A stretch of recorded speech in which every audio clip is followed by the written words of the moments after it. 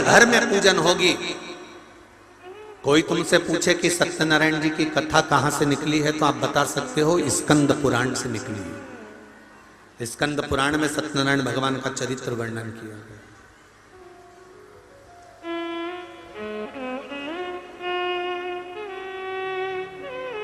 कितने लोग हैं जिनके यहाँ सत्यनारायण भगवान की कथा होती है? कभी तो हुई होगी, हुई है? चलो रखो। सत्यनारायण भगवान की कथा कौन सी है? पंडित जी जब भी कथा सुनाते हैं उसमें 5 अध्याय सुनाते हैं। बोलो। पहला अध्याय सुनाया, एक ब्राह्मण के घर पर एक लक्कड़हारे ने कथा सुनी। बोलो सही है कि गलत है?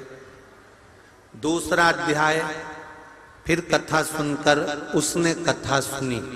फिर तीसरा अध्याय, उसने कथा सुनकर उसने कथा सुनी।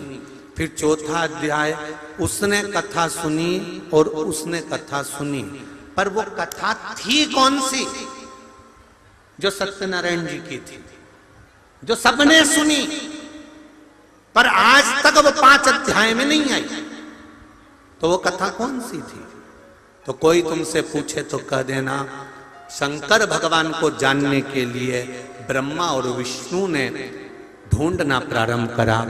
भगवान विष्णु नीचे गए, ब्रह्मा ऊपर गए, केतकी का फूल, गाय, सबको लेके ब्रह्मा जी आए। नीचे खड़े हुए भगवान विष्णु से ब्रह्मा जी ने पूछा कि तुम्हें भगवान शंकर के चरण मिले? तो भगवान विष्णु ने कह दिया कि मुझे चरण नहीं मिले। शंकर भगवान के सामने भगवान नारायण ने सत्य बोल दिया था, इसलिए उनका नाम सत्यनारायण हो गया। तब भगवान विष्णु ने जैसे ही सत्य बोला तो 33 कोटि देवताओं ने पुष्पों की वृष्टि करी, हाथ जोड़कर स्मरण करा, स्तुति करी। एक सुंदर कलश को सजाकर उस पर श्रीफल रखकर, आम पत्र को लगाकर, केल पत्र के साथ में भगवान विष्णु की आराधना करना प्रारंभ करी। और भगवान विष्णु की जब आराधना करी तो यही आराधना जब करना प्रारंभ करे तब उनको कदली फल मेवा का भोग लगाया, क्योंकि तुमने सत्य बोला है।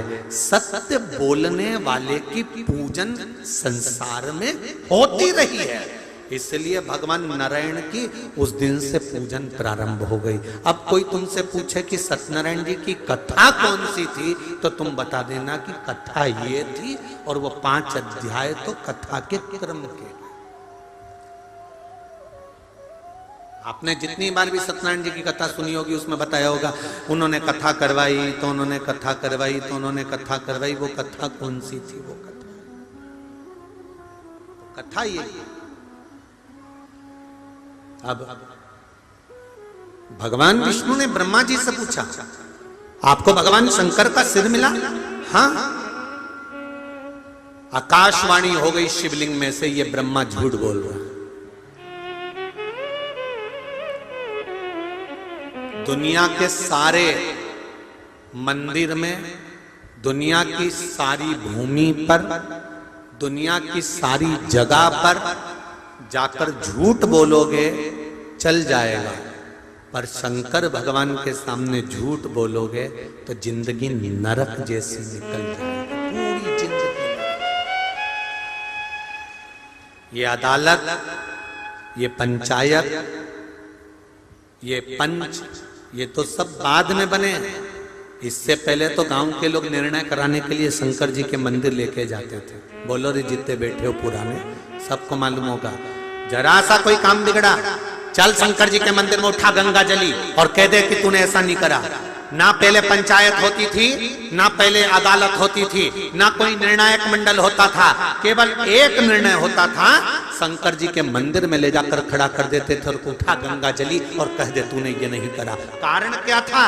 क्योंकि स्कंद पुराण, शिव पुराण, गर्ग संहिता, लिंग पुराण, नर्मदा पुराण, पद्म पुराण, सारी पुराण एक बात कहती है कि दुनिया में कहीं पर भी झूठ बोल लो, पर शंकर के द्वार पर झूठ मत बोलना। शिव के द्वार पर झूठ बोला तो जिंदगी नरक हो जाएगी।